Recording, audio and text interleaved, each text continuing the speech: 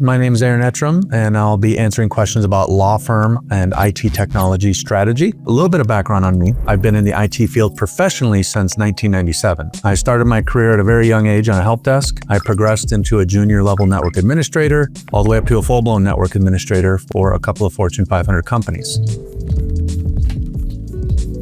Well, depending on the size of the firm, the challenges really vary. I'll start with more mid to larger size firms. Now, these firms just often have way too many decision makers. Now, even if a law firm has appointed a technology committee, these recommendations still have to pass through a partner meeting. Now, partners, they tend to be disconnected from the technology world, and everybody in the meeting, they are not going to buy anything that they don't understand. So naturally, the inclination is going to be to err on the side of profit rather than spending money. Now, the other problem is that technology, and especially the cybersecurity side of it, is that it's evolving quite rapidly. And a lot of law firms, they love to stay stuck in what I like to call the good old days and how things are or how they were. So even if the technology practices are not ideal or very poor form, they figure, well, everything's been fine so far. Why should I spend more money? And we hear from a lot of firms, especially on the smaller side, after something horrific happens, such as a breach or data loss. And then they're like, boy, I better take this seriously. Also, smaller firms, they really get caught up in the practice of law, and focusing on the core needs of the business really sit on the back burner. Finally, something I always hear smaller law firms say is, well, we're small, basically implying that they should not need professional IT and cybersecurity services like the big firms do. But the critical thing to remember is that even though you're small, the privileged information that flows through your law firm is still just as important as what flows through a larger law firm. So if you get breached, or you lose data, and then as a result, a client or your insurance company or a bar association calls you out on the carpet for your technology practices, you can't stand in the spotlight and say, well, I'm small. It is changing. I mean, obviously people are worried about cybersecurity attacks. They're hearing things, but really what's forcing change is questionnaires. So clients are handing out more questionnaires to their law firm. Cybersecurity insurance companies are handing out questionnaires. Well, if you want insurance, answer these questions. And then having to answer those questions, that really gets them thinking, well, I don't know how to answer these, and I can't answer wrong. So apparently I need to be implementing these practices because it's required of me now. So that's really what's driving it the most, is larger organizations, companies, insurance companies are kind of putting people's feet to the fire a little bit and holding them to a standard, including law firms. I mean, it's really anything from just general slowness, printing problems, issues setting up new employees, issues removing an employee, not finding things quickly like emails or documents in a timely manner. Remote users are struggling to work from home, and to add insult to injury, that can be cumbersome and slow process to get the help you need when those problems are happening. I think that people start to feel that these continuous issues are just the nature of our IT, it's the nature of the beast, and that's a problem. Some of these firms that come to us, they really want to laser focus on our hours of operation. For example, they'll want to know, like, hey, it's past 5 p.m. or it's a Saturday, and everything's going wrong. How fast are you going to get to me when I'm having these problems? And to put some context to that, it's like me kind of going into a car dealership and asking the dealership, hey, when this thing breaks down on the side of the road, how fast is this tow truck going to get there? Nobody wants to be in that situation in the first place. You're thinking about, no, I want something reliable. I never want to be on the side of the road with smoke coming out of my engine. It's one of those things where a lot of law firms, they just have what I call technology PTSD, where they become so convinced that problems like this are just the nature of the beast. And the real focus should be, I don't want to be on the phone with my IT vendor all the time. I want things to work. I want my emergency calls to you to be zero or extremely far and few between at best. It's lost efficiency. So many law firms, they'll move heaven and earth to save a buck on technology while letting efficiency suffer. Now, any firm's most significant technology cost is the loss of a client, obviously. And if a client feels that they're being overcharged or that the firm is missing critical details, they will move on. Another factor is just payroll, which is by far the biggest line item on any business's expense sheet. So if you're throwing people at the problem because of poor technology, you're overpaying. Another factor is that poor IT really demoralizes the staff, and it takes away from that positive energy that can turn quite toxic real quick. They miss something like a deadline or something slipped between the cracks, or again, they're getting overcharged because of inefficiencies at the firm and the hours are just really high, whereas another firm can do it for 25% less because they have everything in order, things are moving fast and smoothly. They'll eventually catch on that, hey, I can get just as good or better service over here, less things slipping between the cracks for less money.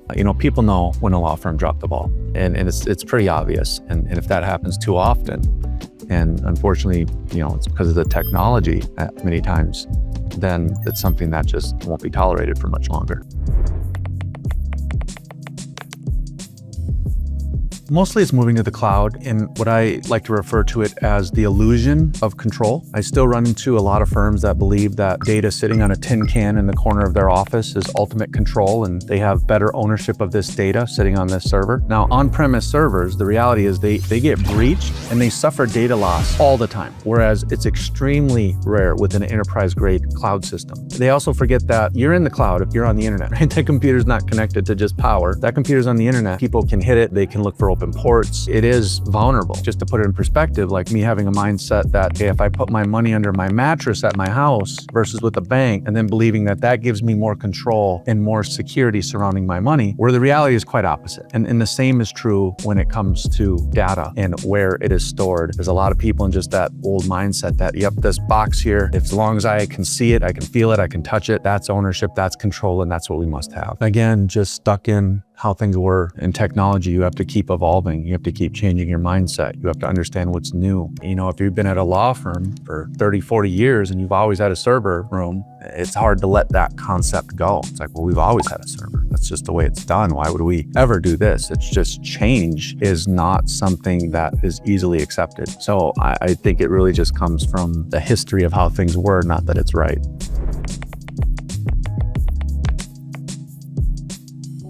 Firms that have things under control, they really took the time to document their problems and their goals carefully. They ask the right questions when they're interviewing a potential IT vendor. For example, like, how are you going to fix these said problems? This is what I would like to do. Tell me how you are going to help me achieve that. And then they validate those questions by talking to other law firms that are real clients of that IT firm and validating that this is actually true in their case and that they're not experiencing these problems or they are achieving these goals. They're more specific, and they also view it as a core piece of their business. There's two mindsets. Some people view IT as just a nuisance that you have to just get through. Okay, is that done? Can we move on now to practicing law? But they view it as a critical component of their business. They sit down with their group. They ask different questions. A problem for an attorney might be completely different than what a paralegal views as a problem versus what administration or accounting views as a problem. And really making sure that you get everyone's perspective and that you're covering the basis for everyone, not just for these couple of key rainmaker partners that this is their problem. We're just going to focus on that, get that fixed. Okay, everyone else deal with your issues. But a firm really will come together and make sure that they understand how technology applies to their business and how it applies to the people within the organization that have different roles, and what do they like, what do they not like, and making sure that they're tackling those lists very thoroughly. And then after something is implemented, not just going with the theory of that should have worked, but following up. Let's ask those questions again. Let's talk about those pain points that we had. Has that been remedied? If not, what are we going to do about it? So those are really the firms that succeed versus the ones that don't.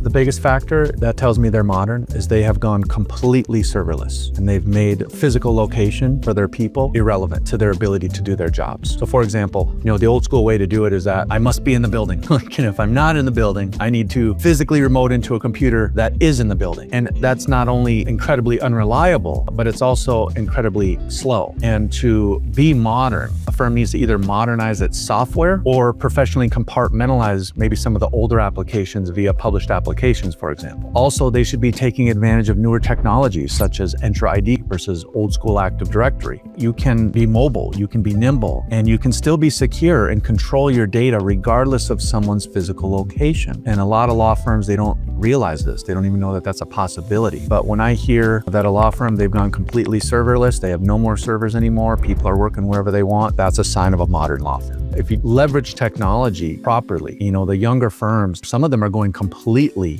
without any brick and mortar whatsoever in many cases. And larger firms on the cutting edge of technology are starting to get smaller offices with a really nice lobby and a nice conference room. And then they have enough office space designed to accommodate people kind of coming in and out at will that need to work on site. And the modern firms are also, they're setting up docking stations. So they're setting up a docking station at someone's house. They're setting up a docking stations all over the office. They give everybody one physical laptop that will accommodate their needs anywhere they are, whether they're on the road, they're at court, they're at home, they're at the office, it's all the same. And then this also makes costs cheaper because a lot of people have kind of an old school desktop or something under their desk where if I'm not there, I can't use it. Modern culture, they want flexibility. They want to work from home if they need to. They want to move to another state if they so desire. They need to be able to work at a mediation or at court. They need to work on the road. They need to be able to access critical information for clients instantaneously. Nobody wants to hear that, oh, I'll be at my desk tomorrow at 8 a.m. and I can look that up for you.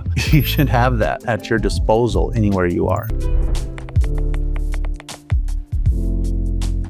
I think in the future, it's going to be a major factor. And I'll be honest, I don't love it right now just because it's a little overhyped and what people are promising is not exactly what is being delivered. It's also very fragmented. So everyone's selling software that has some element of it. And law firms are using several different tools. And if all these things are pocketed, so if you have an accounting product, you have a case management product, you have a document and email management product, you have a form assembly product, and the list goes on and on. I could be using 3 or 5 different AI interfaces that are only searching within the confines of their little world. I think that once things start to become streamlined, I believe that software will begin to integrate with kind of the emerging leaders in the industry. When that happens, it's going to allow AI to really be in a place where it can search holistically across every platform, everything your firm's doing, intelligently put the pieces together. I think it'll become more proactive and be able to catch critical things that slip between the cracks. Like a favorite would be billable hours. Definitely want to catch those. Like, hey, here's some things that we might have missed. There are things like that today, or at least advertise that. How that works in reality is, I haven't heard a whole lot of success stories just yet. But right now, firms, they want to be careful not to get really sucked into a hype train, because that's a little bit what it is. Because if done wrong or leaned onto a fault, you don't know how to prompt it, AI can do more damage than good. If you're not trying to take the human element out of it too much, a lot of mistakes can certainly be made. It's hard to say. I think that it definitely increases the need because it's another component of technology. I don't know of any component of technology where it adds a layer that it's like, oh, we can do less now. I think it's going to do more in terms of helping with cybersecurity, identifying attacks, knowing what things it can handle on its own versus when to alert a person. Like, hey, this is a problem, we need human intervention. So it definitely is going to play a major role in monitoring security, efficiency, but it's not really ever going to be to a point, at least not in the foreseeable future, where it's just like, oh my God, this AI bot, everything's just running perfectly. That's not how it's really working, at least not today.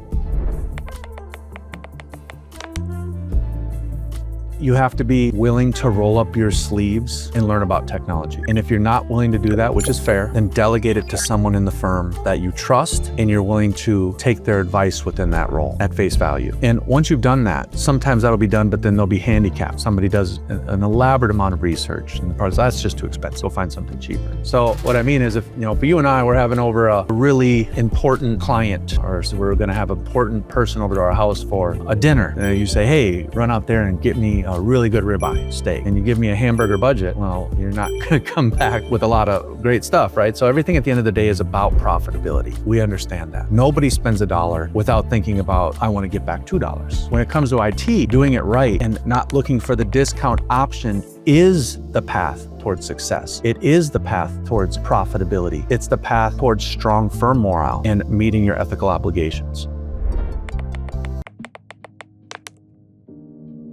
People don't like to accept change. They don't like to accept the new threats. There's a lot of new threats with AI. There's a lot of new threats coming with quantum computing. They like things how they are, how they were. They obviously don't want to spend money on these things. They don't like the idea law firms had a sense of ownership of their software. Like, yeah, I bought this software and then I owned it. And that's not really true if you read the EULA. You still had to pay like an annual maintenance fee, and you still had to put it somewhere, and you had to secure it. Whereas modern day stuff, people are still getting used to the idea of subscriptions and what that means as they're transitioning from some of these legacy pieces of software. So I think that it's really just being willing to adapt to change, because things are going to change, and it's not going to get any better as things progress. With AI, development is going to progress faster, threats are going to progress faster, and IT is something that is dynamic. It is not static, and it never will be. And if you want it to be static and you get stuck in a certain year, there's a lot of law firms I talk to where they're stuck in a very 90s or early 2000s mindset. It's like, this is 2025. That's not how it works anymore. So you really have to be willing to either learn or trust. And what I mean trust is, if you're going to delegate somebody who is willing to learn and is willing to put into work, you have to trust their research. And I would also say, trust somebody in your firm. I see a lot of law firms that they'll hire a third party. Those third parties are going to bloat the process so fat so that they can bill as much as possible. They're looking out for their own interests, and they're looking to really create a big bill. So keep it within your four walls and within the people that work at the firm. Somebody there or a group of people there have to be accountable. If you found this conversation helpful, subscribe for more insights on law firm technology and IT strategy. To learn more about how Uptime Legal helps law firms modernize their IT, visit uptimelegal.com.